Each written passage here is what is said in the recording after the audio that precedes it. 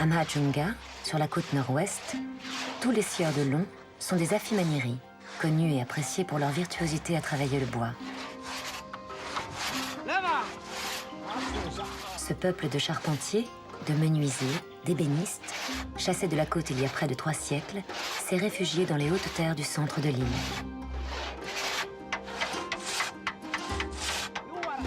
L'argent est rare au pays Afimaniry. L'immigration saisonnière est un recours pour beaucoup de jeunes hommes.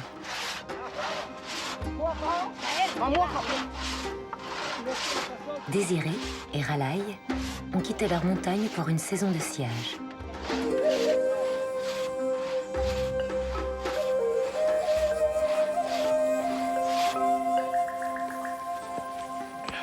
Ce soir, ils chargent leur dernier camion de la saison. Les 2 hommes sont harassés. Ils ont hâte de rentrer chez eux.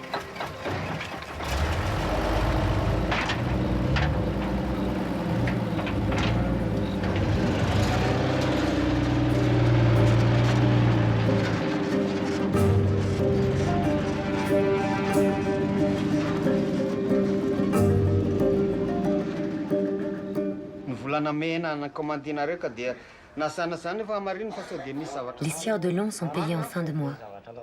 Le patron déduit les avances qui ne représentent pas grand-chose. Les Afimaniry vivent de peu. Le plus souvent, ils dorment sur le chantier.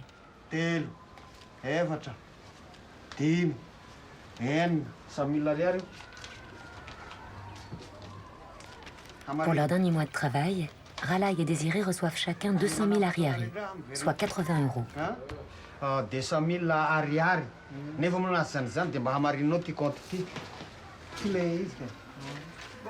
Après un trimestre de labeur, chacun regagne son village avec 200 € en poche.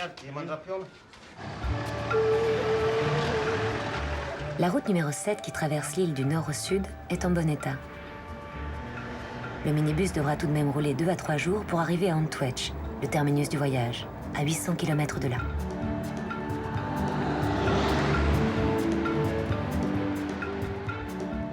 On a peine à imaginer qu'il n'y a pas si longtemps, cette route traversait une forêt primaire, peuplée d'une flore et d'une faune exceptionnelles dont il ne reste rien.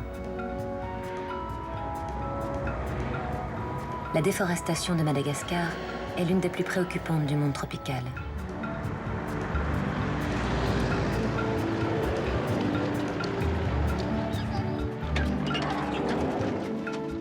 Antwech est un bourg d'un millier d'âmes, perché à 1300 mètres d'altitude.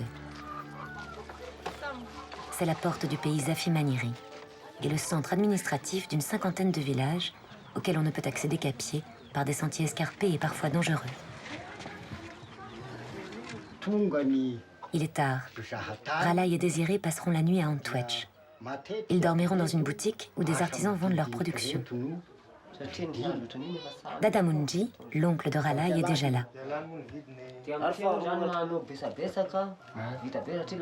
Razafi, qui tient la boutique, est inquiet. Les grosses pièces ne partent pas. Ralai a un coffre en dépôt depuis 3 ans.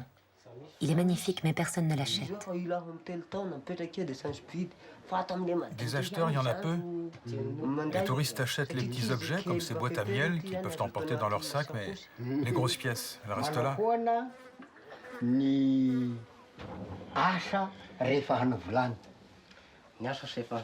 L'art des Afimaniry a été ignoré jusque dans les années 60.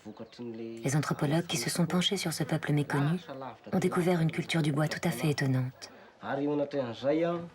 Les Afimaniry traduisent poétiquement les principes qui guident leur vie, dans des motifs géométriques d'une grande finesse.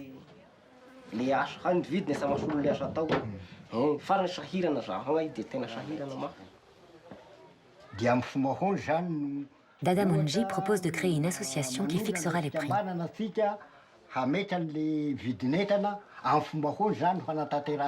On écoute toujours cet homme jovial de 72 ans car il a de l'instruction.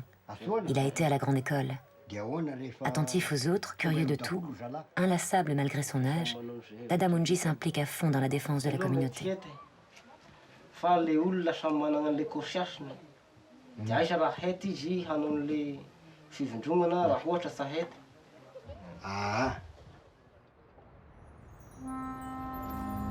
Au matin, Désiré, Ralai et Dadamunji se séparent au monument des pierres dressées célébrant les anciens. Désiré s'en va au nord. Il rejoint son père et ses 2 jeunes frères qui travaillent en forêt. De leur côté, Ralai et Dadamunji regagnent le village de Kitodo.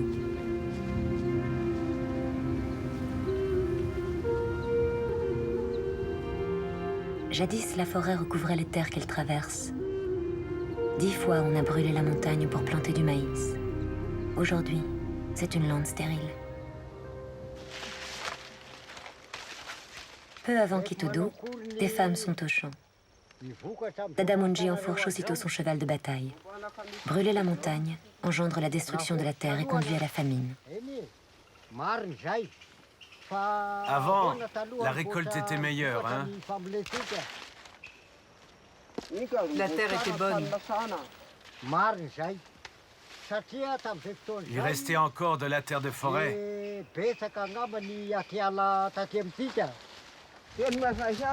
Qu'est-ce qu'on peut faire? On s'en remet à Dieu. La forêt, il ne faut plus la brûler. Il ne faut plus abattre les arbres. Si vous voulez continuer à cultiver la terre, il faut vous y prendre autrement. On ne peut plus continuer comme ça. On fait comme on peut. Ne nous bouscule pas.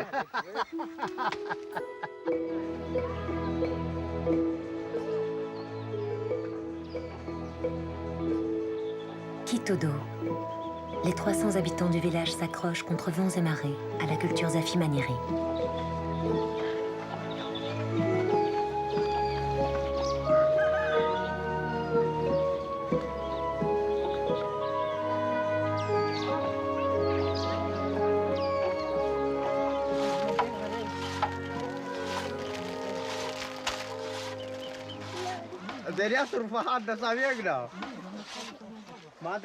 Les enfants de Ralai n'ont pas vu leur père depuis 3 mois. Pourtant, ils ne se jettent pas à son cou. Les effusions ne sont pas dans les mœurs Zafi Maniri. L'épouse de Ralai est absente. Malade, elle est alitée chez des parents dans un village voisin. La belle-sœur de Ralai s'est occupée des enfants. Son mari est encore à Mahajanga. Dadamunji lui demande si elle n'a pas peur qu'il rencontre une autre femme.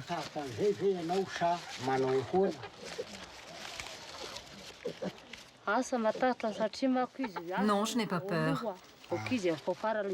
Je suis la première épouse.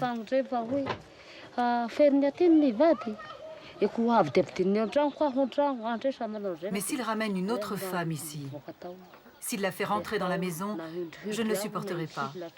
Je rentrerai chez mes parents, ou j'irai habiter ailleurs.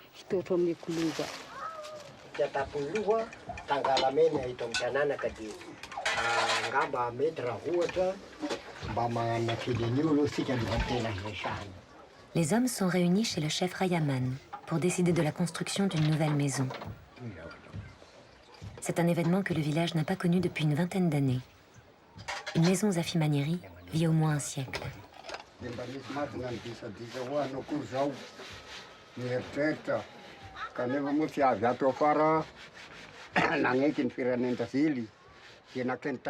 Tout le village va contribuer à la construction.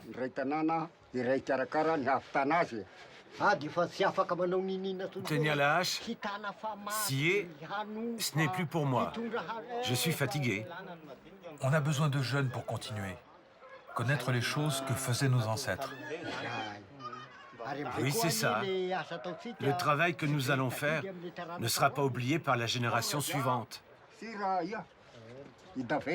Jean ne sait encore rien faire, mais on va lui apprendre pour qu'il nous succède. Oui, c'est bien. Tu travailleras avec Ralai et Rakut. Est-ce que tu es prêt? Je suis prêt. Tu es costaud?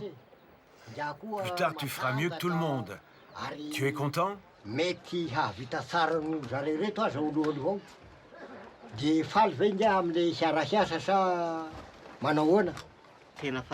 Oui, je suis content. Je suis prêt.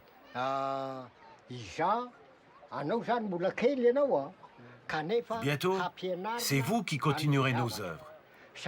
Raboter, découper le bois. Rakout sait très bien tout ça. Il sera le chef du chantier de la maison.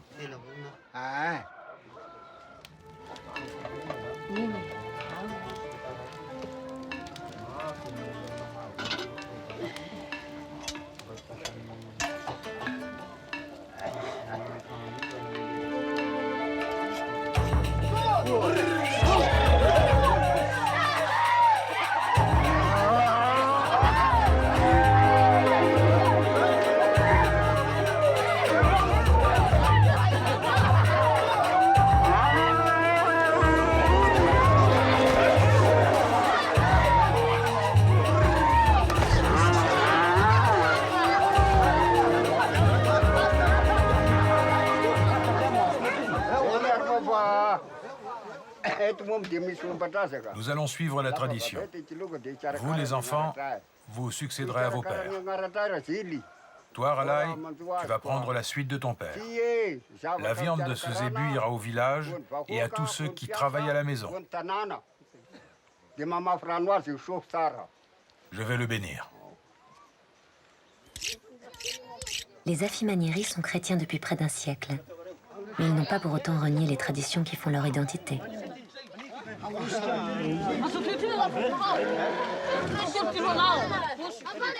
Le futur propriétaire de la maison sacrifie un zébu pour se concilier les esprits des ancêtres, qu'ils intercèdent auprès de Dieu et que la construction soit un succès.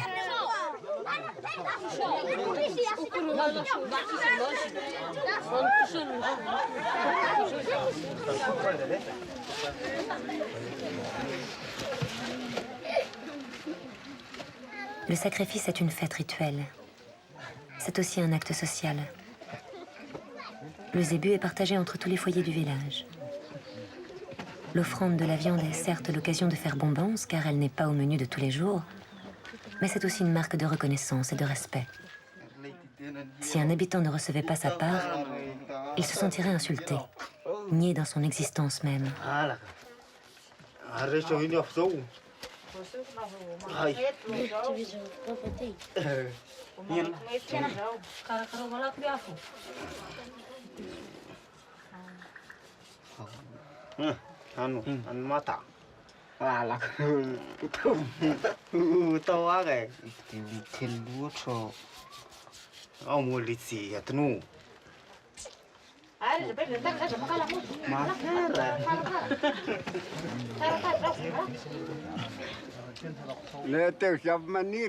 Pour faire une maison, nous autres, les Afimanieri, nous avons besoin de la forêt. Mais la forêt commence à manquer. On l'a trop brûlée. Qu'est-ce qui va arriver aux générations futures?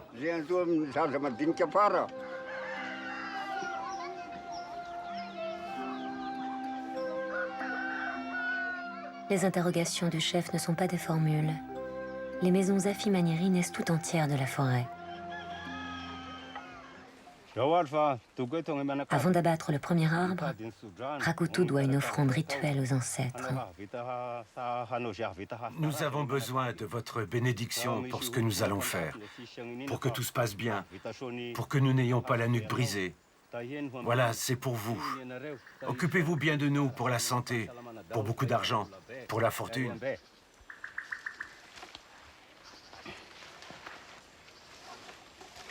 Rakutu a répondu sur le tronc de l'alcool de canne.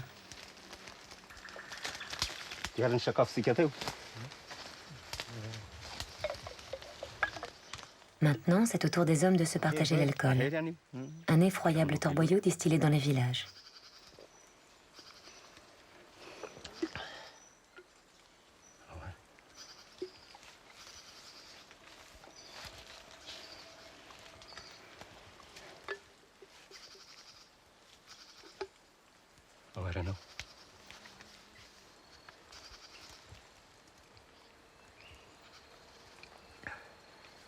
Dadamunji affiche l'enthousiasme du condamné avalant son dernier verre. Quant à Rakutu... Ah, ça pique. Je peux pas terminer.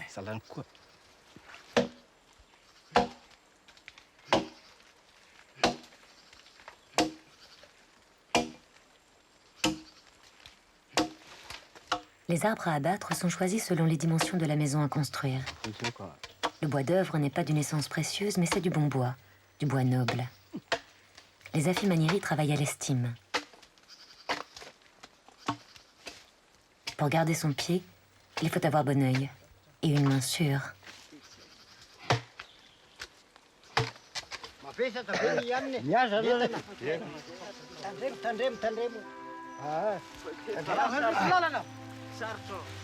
La coupe est à 1h30 de marche de Kitodo. L'attraction animale n'existe pas en pays Afi Manieri. On transporte tout à dos d'homme.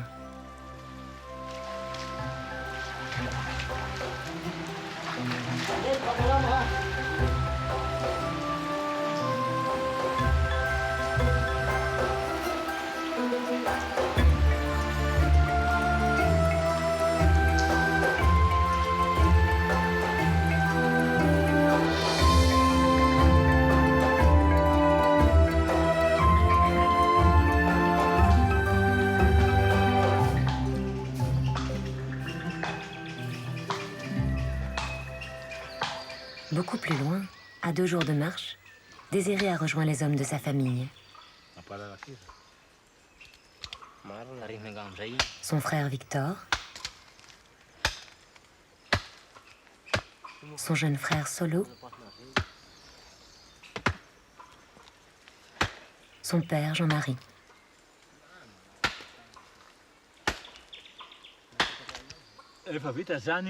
Jean-Marie a amené Solo sur le chantier pour lui enseigner l'art de tailler des marmites dans un tronc de palissandre. Contrairement à ce qu'on pourrait imaginer, la marmite ne sera pas débitée dans la hauteur du tronc, mais transversalement.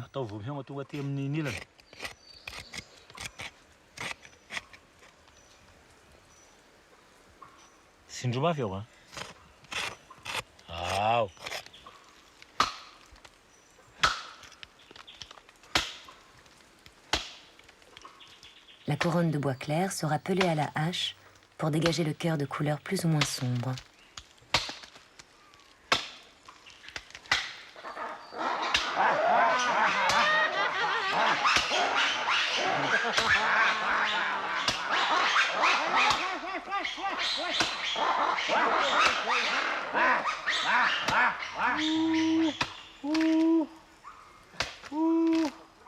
Les lémuriens sont venus voir qui diable fait du tapage dans la forêt.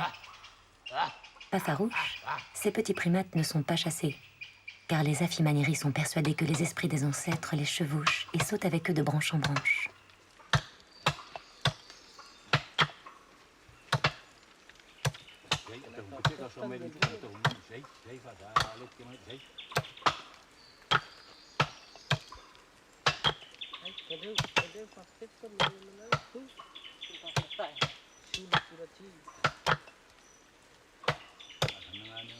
La souche est coupée au plus près du sol pour profiter de la plus large partie du tronc. Il faut environ 2 jours à un homme seul pour dégager une belle souche. Le palissandre est, avec l'ébène, un des bois les plus précieux de la forêt malgache. Très dense, d'une grande dureté, il se travaille bien. C'est l'un des bois préférés des sculpteurs.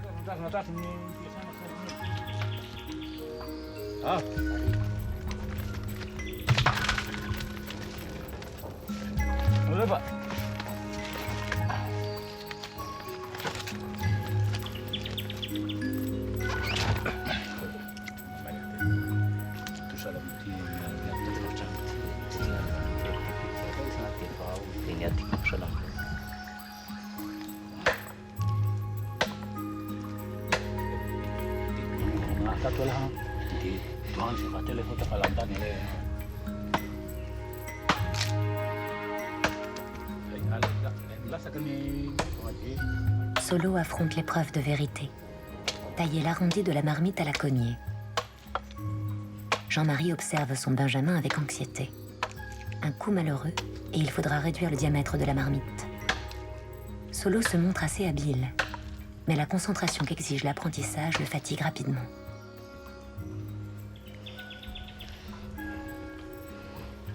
Jean-Marie préfère passer le relais à Victor. Expansif, généreux, Jean-Marie est un incorrigible bavard. Tout lui est prétexte à discours. Ses fils l'écoutent, comme il se doit, et n'en pensent pas moins. Ce travail-là, c'est pas un travail qu'on apprend à l'école. C'est un art des ancêtres pour nous qui habitons la forêt. C'est une chose qu'on ne peut pas acheter avec de l'argent, ou du papier, ou avec de la technique. C'est nous qui devons chercher à améliorer le travail du bois. C'est la sculpture Zafi Maniri. Quand tu auras ton propre travail, tu gagneras de l'argent. Quand tu auras de l'argent, ne le gaspille pas dans l'alcool ou avec d'autres vices. Tu me comprends?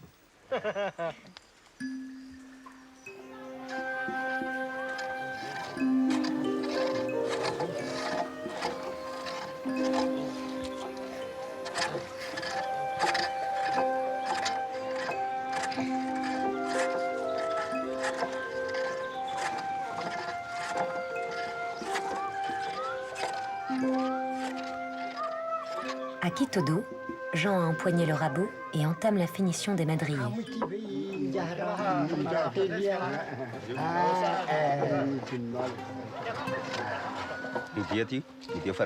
Rakutu exige de belles faces bien planes.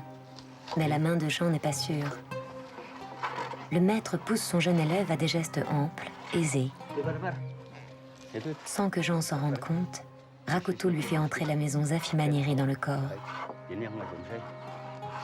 Il lui apprend que la maison est l'émanation de la forêt, le prolongement de la famille, qu'elle est faite pour durer toujours.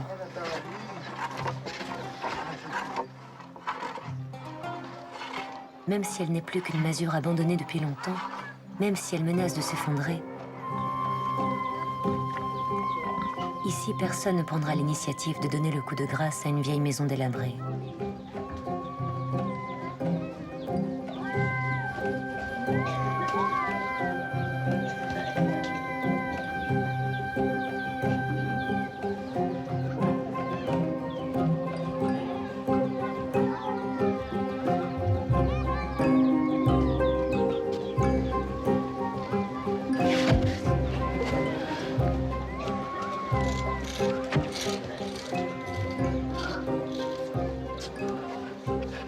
Il n'y aura ni clou ni vis dans la maison, seulement quelques chevilles si nécessaire. Les emboîtements sont très justes et il est rare qu'un assemblage doive être consolidé par une cale.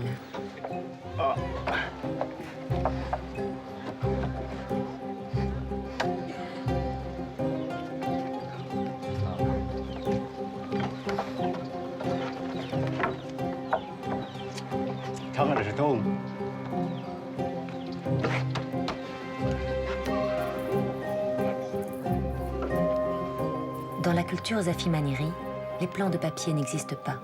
Les maisons se construisent d'abord dans l'imagination. Les principes de construction, les techniques, les tours de main se transmettent directement d'un charpentier à un autre, d'un sculpteur à un autre, d'une génération à l'autre. Si la transmission s'interrompt, c'est un mode de vie qui cesse, une vision des gens et des choses qui disparaît.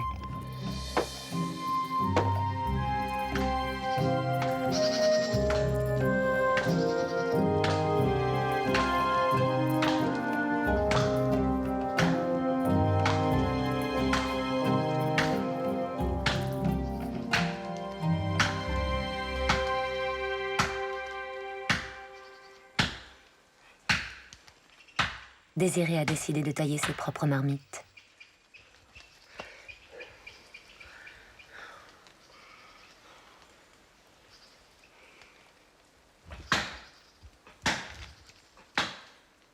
Il a choisi son palissandre, un magnifique spécimen vieux de 150 ans.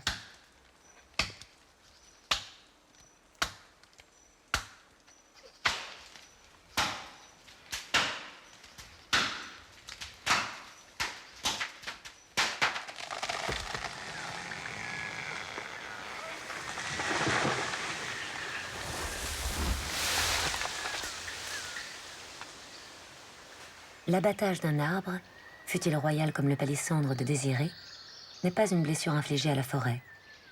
Sa chute ouvre une fenêtre d'où tombe la lumière, Des arbres encore jeunes en profiteront pour s'épanouir.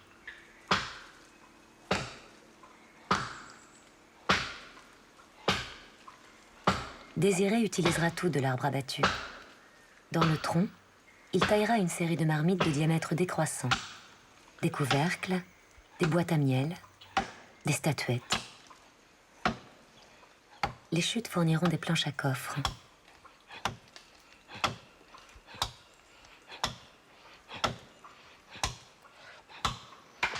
Solo s'essaie maintenant au maniement du ciseau à bois.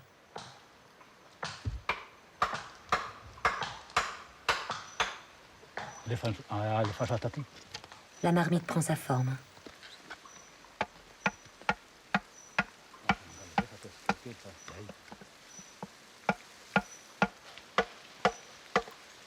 Il faut 3 semaines à un homme seul, travaillant du soir au matin, qu'il pleuve ou parte en sec, pour que naisse une marmite de bonne taille.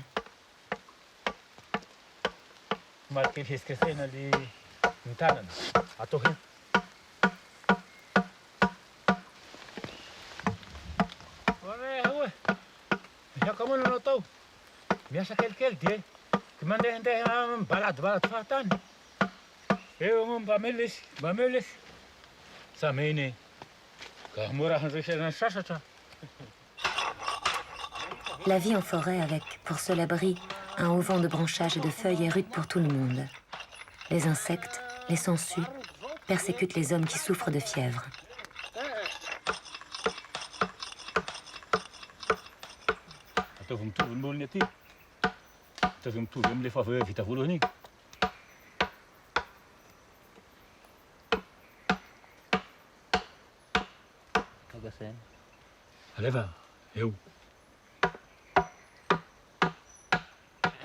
Solo se débrouille bien.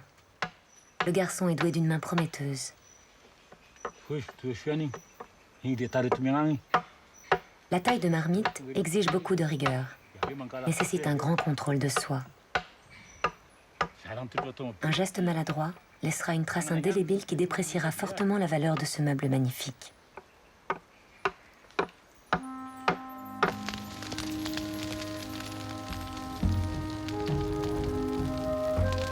Dans les environs de Kitodo, un nouveau pan de montagne a été défriché. Les villageois brûlent avant de planter. Le hatsak, autrement dit la culture sur brûlis, navre Dadamunji. Mais il ne s'en porte pas. Dans le passé, Dadamunji, comme tout le monde, mettait le feu à ses champs.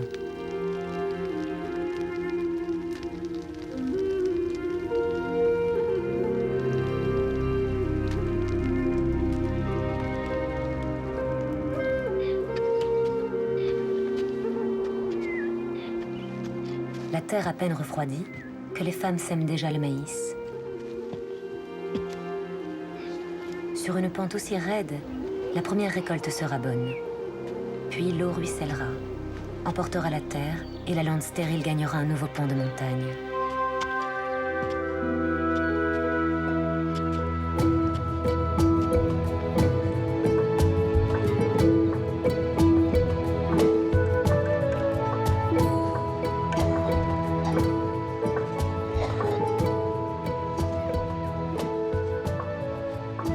La forêt continue de nourrir la construction de la maison.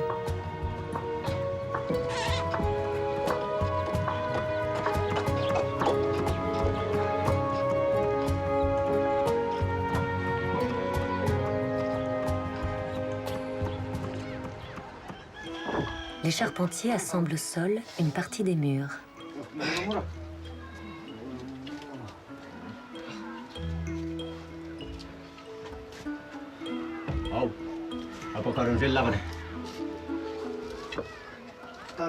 Un encadrement de fenêtres qui s'emboîte aisément dans la carcasse de bois.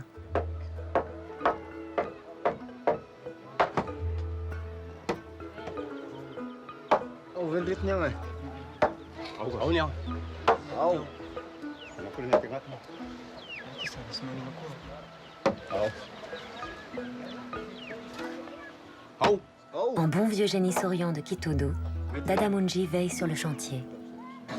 Jean, qu'est-ce qui te fait plaisir dans cette construction? Ce qui me plaît, c'est que la maison est très bien. Là se trouve le père et ici la mère. Tu sculptes donc à partir de là jusque là. À l'intérieur, c'est la famille. Ici, c'est le chef de la famille. Les faces extérieures des madriers sont toutes travaillées. Rakutu enseigne à Jean l'ordonnancement des motifs pour que la décoration soit cohérente. Sa signification doit être immédiate.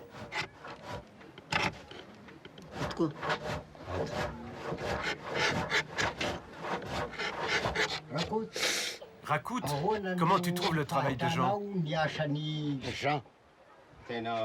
y a de la peine, on le voit, mais il fait des efforts. Il y a du changement. Il s'améliore.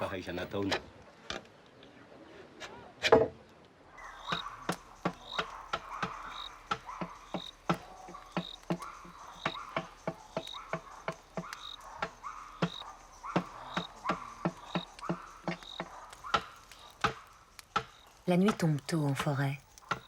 Les soirées sont longues. Pressés d'écourter leur séjour, Jean-Marie et ses fils travaillent à la lueur du feu et plus rarement pour des questions de coups, à la bougie.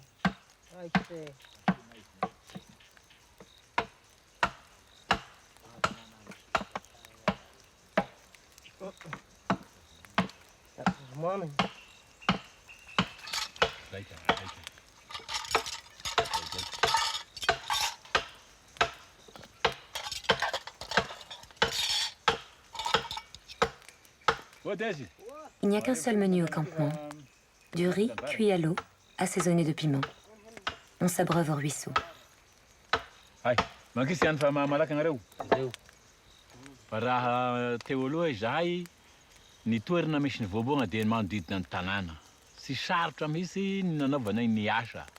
Avant, les palissandres étaient à côté du village. Le travail n'était pas difficile à cette époque-là. Maintenant que j'ai des enfants, il faut aller loin pour trouver des palissandres. Solo, je lui apprends à travailler le palissandre. Et dans l'avenir, pour continuer à faire des marmites, je devrais peut-être penser à trouver d'autres bois de la même famille que le palissandre. Aussi durs. Les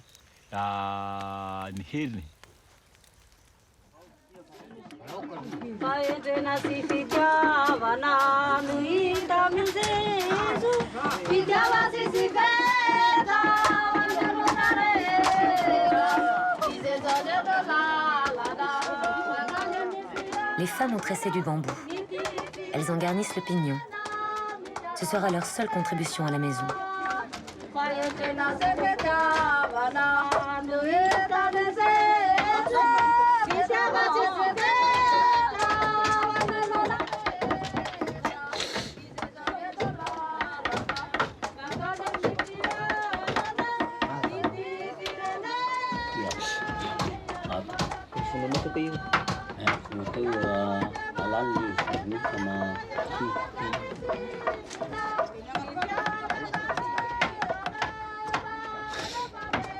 Emmanuel, un sculpteur confirmé, enseigne à Jean comment on sculpte un volet.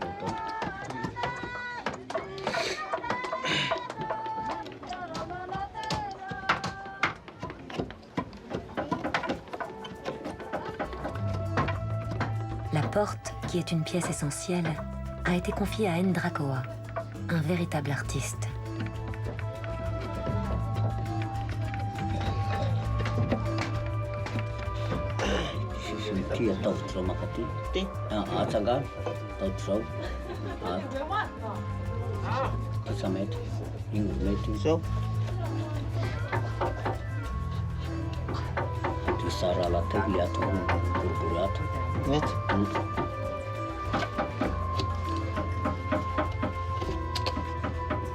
Jean s'escrime laborieusement avec son vieux couteau. Le bois souffre.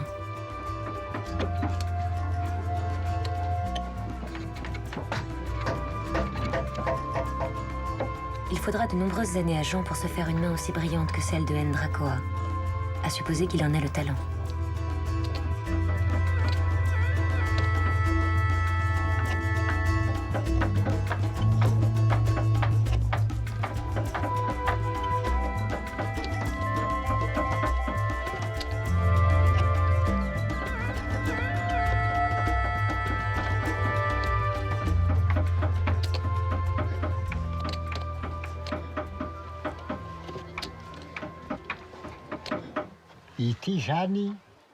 Les motifs gravés dans le bois des maisons Afimanieri ne sont pas religieux.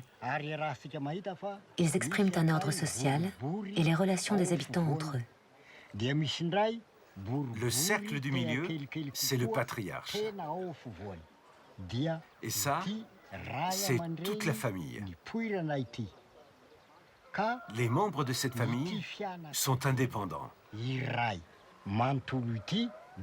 Même si les membres s'éparpillent, la famille reste quand même liée. On le voit dans les motifs. Là, là, là ou là. Ils sont liés entre eux.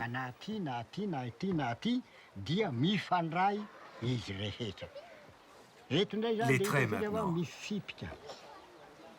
Ils sont parallèles. Qu'est-ce que ça signifie? Ils sont droits. Ils disent que les Afimanieri sont des gens droits en tout ce qu'ils font. Nous sommes des gens droits.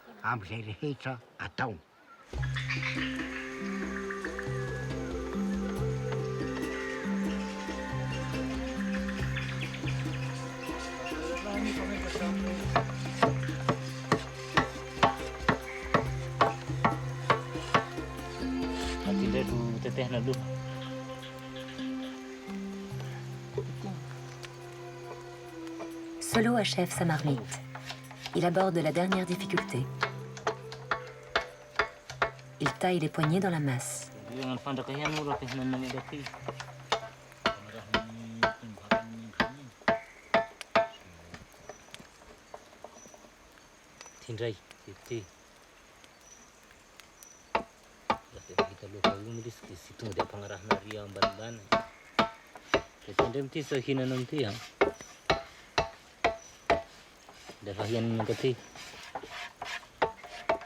La marmite de palissandre est une pièce essentielle du mobilier Afimanieri. C'est dans la marmite que la maîtresse de maison garde les provisions de riz pour la semaine.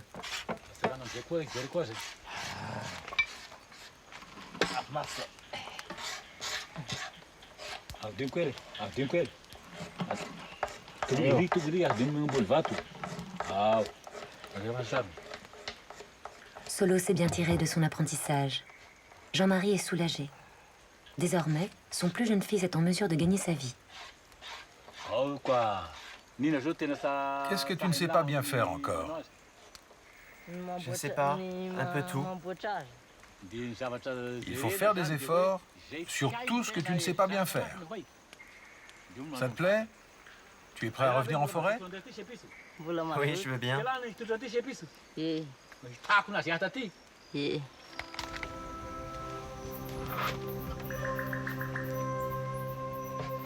Il est temps maintenant de livrer les marmites.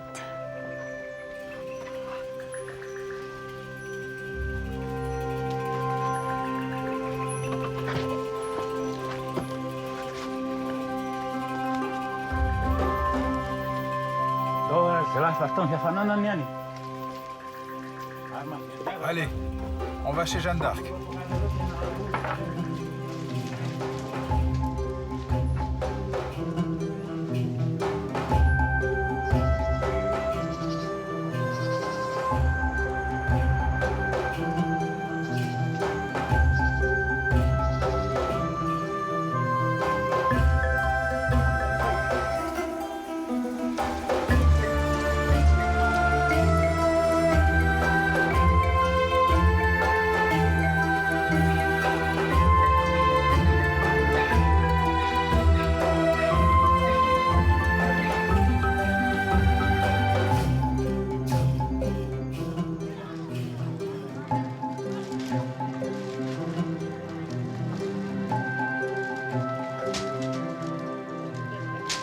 Le jour se lève sur Kitodo.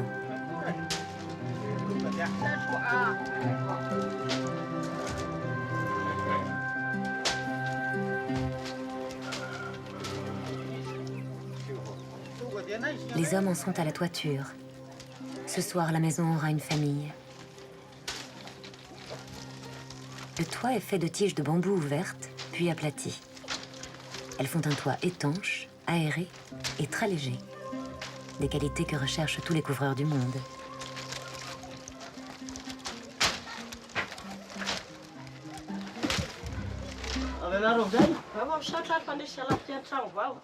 La maison est divisée en deux parties. L'une est réservée à la cuisine, l'autre au couchage. Le chantier s'est déroulé sans anicroche. Les esprits des ancêtres ont été conciliants.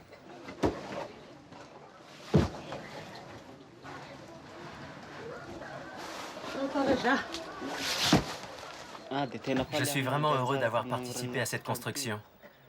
Ah oui, j'ai bien aimé. Dada Munji apporte les premières marmites à la maîtresse de la nouvelle maison.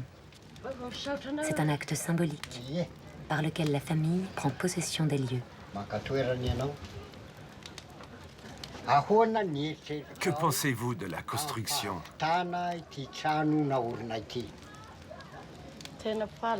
Je suis très contente. Tout le village a participé. La maison est bien réussie. Je suis très content aussi. On retrouve dans cette maison tout ce qui fait le caractère d'une maison Zafi Maniri.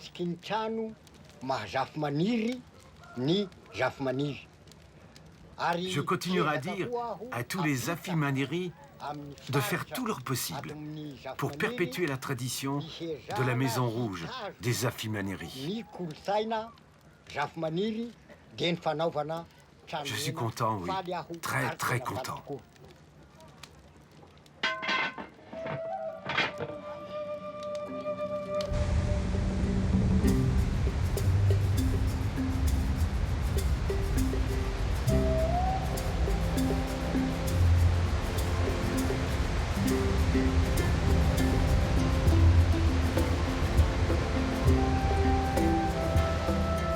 Deux journées de marche ininterrompues, avec une charge de 35 à 40 kilos, sur des sentiers incertains et périlleux seront nécessaires à Jean-Marie et ses fils pour extirper les précieuses marmites de la forêt.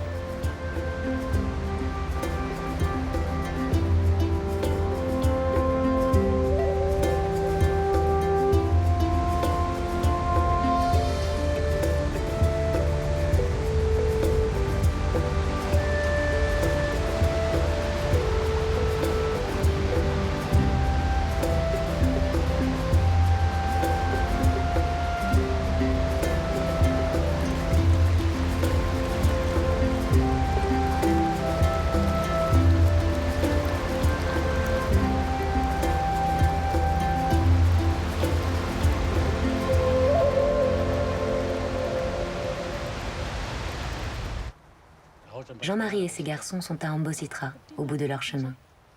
C'est Jeanne d'Arc, une commerçante Betsileo, qui leur a passé commande. La négociation porte sur le prix qui varie selon la taille de la marmite. Il y a un défaut. Là, regarde. Oui, il y a un défaut. Et celle-là, elle n'a pas de couvercle? Les autres vont la porter. Il y a encore du travail. On doit encore nettoyer, sculpter. Écoutez les gars, si vous acceptez, moi j'ai plus rien à dire. Hein. Pour la petite, 50 000. Pour la grande, 200 000. Je vous les achète à 250 000.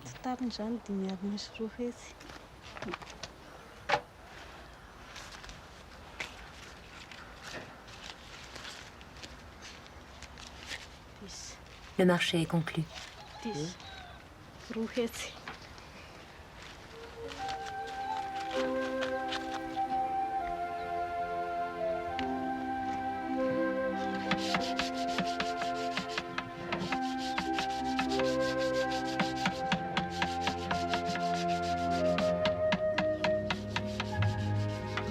Comme tous les commerçants Betsileo, Jeanne d'Arc demande à ses ouvriers de décorer les marmites.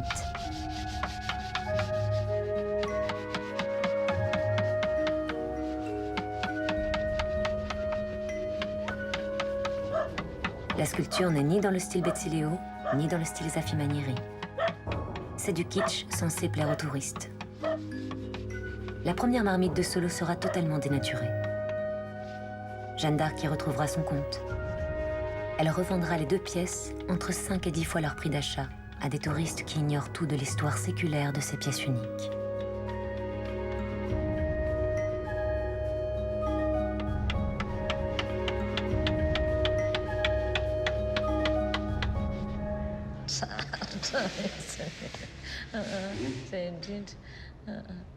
Madame Emeline, directrice du patrimoine culturel au ministère de la Culture et du Tourisme, s'est déplacée à Ambositra. Avec l'UNESCO, elle met en place des structures associatives qui permettront aux Afimaniry de faire connaître leur art et leurs traditions tout en gagnant leur vie.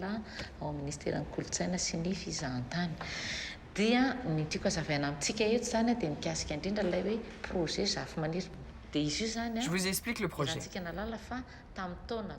En 2003, nous avons visité Ambintum et Antwetch. L'Ars Afimaniry a été classé chef-d'œuvre du patrimoine oral et immatériel de l'humanité. Nous avons atteint notre objectif. On sait qu'il y a déjà une association qu'on a créée avant. Est-ce qu'on peut, par exemple, en créer une autre? Il existe déjà 39 associations. Nous pensons en créer 50. Vous pouvez entrer dans une de celles qui existent. ACV par exemple, ou Fisapita. Je vous explique. Ces associations vont créer un magasin qui vendra nos produits.